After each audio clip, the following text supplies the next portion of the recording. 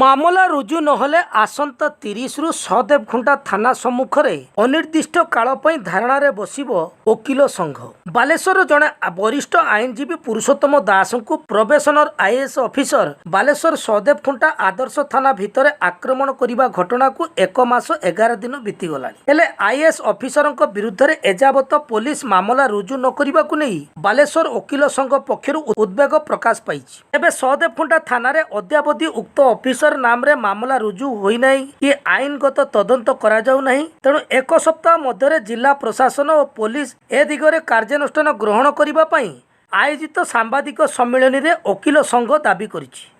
ଏଥିସହ ଦାବି ପୂରଣ ନିମନ୍ତେ ସମସ୍ତ ଓକିଲ ଆସନ୍ତାକାଲିଠାରୁ କଳା ବ୍ୟାଚ୍ ପରିଧାନ କରିବେ ଓ 30 ତାରିଖ ଠାରୁ ସହଦେବଖୁଣ୍ଟା ଥାନା ସମ୍ମୁଖରେ ଅନିର୍ଦ୍ଦିଷ୍ଟ କାଳ ପାଇଁ ଧାରଣାରେ ବସିବ ବୋଲି ଓକିଲ ସଂଘ ପକ୍ଷରୁ ଚେତାବନୀ ଦିଆଯାଇଛି। ସମ୍ମିଳନୀରେ ଓକିଲ ସଂଘର ସଭାପତି କେଶବ ଆଚାର୍ଯ୍ୟ, ସମ୍ପାଦକ ସମ୍ବିତ ନନ୍ଦୀ, ଉପସଭାପତି ରଞ୍ଜିତ ପଣ୍ଡା, କୋଷାଧ୍ୟକ୍ଷ ନିଶାନ୍ତ ପଟ୍ଟନାୟକ, ପିନାକୀ ଧୀର, କିଶୋର ବଲ୍ଲଭ ଦାସ, ପ୍ରଭାତ ଦାସଙ୍କ ସମେତ ବହୁ ସଂଖ୍ୟାରେ ଆଇନଜୀବୀ ଉପସ୍ଥିତ ରହିଥିଲେ।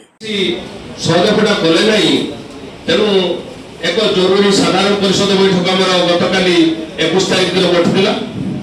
ଏଥିରେ ସର୍ବସମ୍ମତିକ୍ରମେ ସିଦ୍ଧାନ୍ତ କରାଗଲା ଯେ ଆଜି ଆମେ ପ୍ରେସ୍ ମାଧ୍ୟମରେ ସମସ୍ତଙ୍କୁ ଅବଗତ କରାଇବୁ ଯେ ଆଗାମୀ 7 ଦିନ ମଧ୍ୟରେ 7 ଦିନଟା ଯେହେତୁ ରବିବାର ପଡ଼ିଯାଉଛି, ତେଣୁ ରବିବାର ସୋମବାର କରୁନାହୁଁ।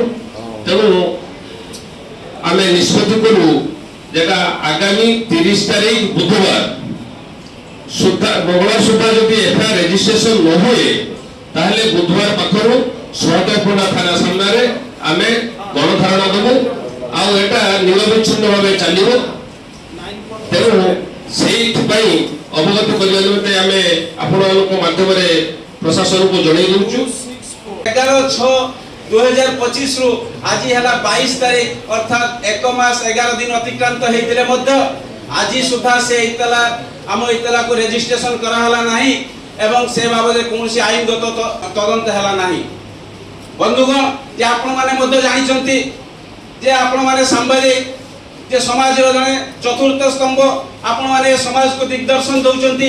ଯେଉଁ କଥା ସରକାର କରିପାରୁନାହାନ୍ତି ସେ କଥା ଆପଣମାନେ ଲୋକଲୋଚନକୁ ଆଣୁଛନ୍ତି ଏବଂ ସମାଜର ଏକ ସୁସ୍ଥ ସମାଜ କେମିତି ଗଠନ ହେବ, ସାମାଜିକ ବ୍ୟବସ୍ଥା କେମିତି କିଭଳି ଭାବରେ ଶୃଙ୍ଖଳିତ ଭାବରେ ହେଇପାରିବ ତାର ଦାୟିତ୍ୱ ଆପଣମାନେ ନିଭାଉଛନ୍ତି।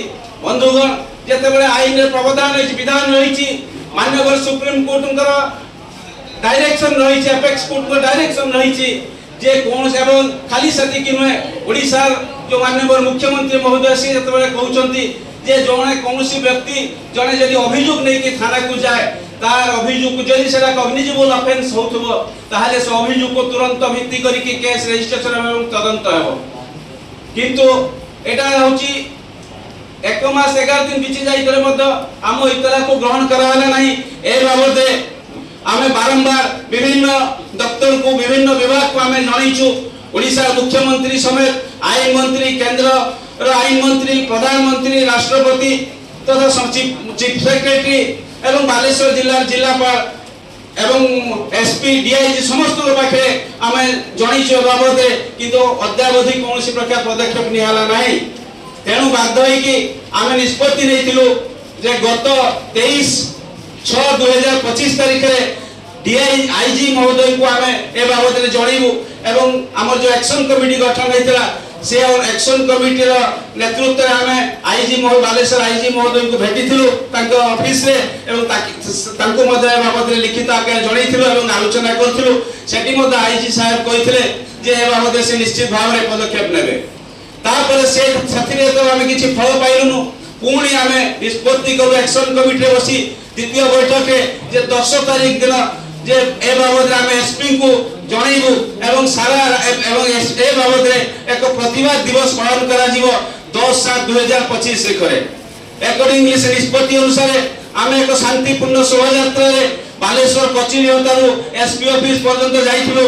कड़ा बैच पिंदी प्लाकार्ड एवं बैनर धरी जाइथिलु एवं एसपी को मध्ये बाबत रे लिखित आकार जणाइथिलु जे एवं तांको अल्टीमेटम देथिलु जे आपण 24 घंटा भितरे यार तदंत करंतु एवं इतरा पंजीकरण करंतु एवं आईनगत पदक्षेप नंतु जो माने दोषी ସେମାନଙ୍କ ବିରୁଦ୍ଧରେ କାର୍ଯ୍ୟାନୁଷ୍ଠାନ ଗ୍ରହଣ କରାଯାଉ। ମାତ୍ର ଅତି ଦୁଃଖର କଥା 10 ତାରିଖ ଦିନ ଦେଇଥିଲେ ମଧ୍ୟ ଆଜି ସୁଦ୍ଧା ତାର କୌଣସି ଆମେ ଫଳ ପାଇଲୁ ନାହିଁ।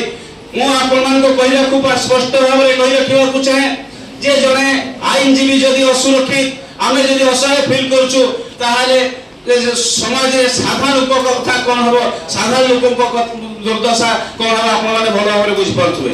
ତେଣୁ ବାଧ୍ୟ ହୋଇ ଆମର ଏକ ସାଧାରଣ ପରିଷଦ ବୈଠକ ଅନୁଷ୍ଠିତ ହୋଇଥିଲା, ଯୋଉଥିରେ ବାଲେଶ୍ୱର ପ୍ରାୟ ସମସ୍ତ ଆଇନଜୀବୀ ଉପସ୍ଥିତ ଥିଲେ ଏବଂ ଆମେ ନିଷ୍ପତ୍ତି ନେଲୁ ଯେ ଯଦି ଏତଲାର ପଞ୍ଜୀକରଣ ନ ହୁଏ ଏବଂ ଦୋଷୀ ବିରୁଦ୍ଧରେ କାର୍ଯ୍ୟାନୁଷ୍ଠାନ ଗ୍ରହଣ କରାନଯାଏ ତାହେଲେ ଆମେ ବାଧ୍ୟ ହେବୁ ଯେ ଥାନା ଆଗରେ, ସହଦେବଖୁଣ୍ଟା ଥାନା ଆଗରେ ଆମେ ଧାରଣା ଦେବା ପାଇଁ। ଯଦି ତାପରେ ମଧ୍ୟ ନ ହୁଏ ତାହେଲେ ବାଲେଶ୍ୱର ବନ୍ଦର ମଧ୍ୟ ଡାକରା ଦିଆଯିବ ଏବଂ ଓଡ଼ିଶାର ସମସ୍ତ ଯେଉଁ ଆଇନଜୀବୀ ଆସୋସିଏସନ ସମସ୍ତଙ୍କୁ ଆମେ ନିବେଦନ କରିବୁ, ବାଲେଶ୍ୱର ସମସ୍ତ ଜନସାଧାରଣ, समस्त बुद्धिजीवी, समस्त छात्र, कृषक, श्रमिक संगठन, विभिन्न मास ऑर्गेनाइजेशन ए समस्त को आम सांगे नबू, साधारण लोक सांगे नबू एवं आंदोलन को व्यापक करा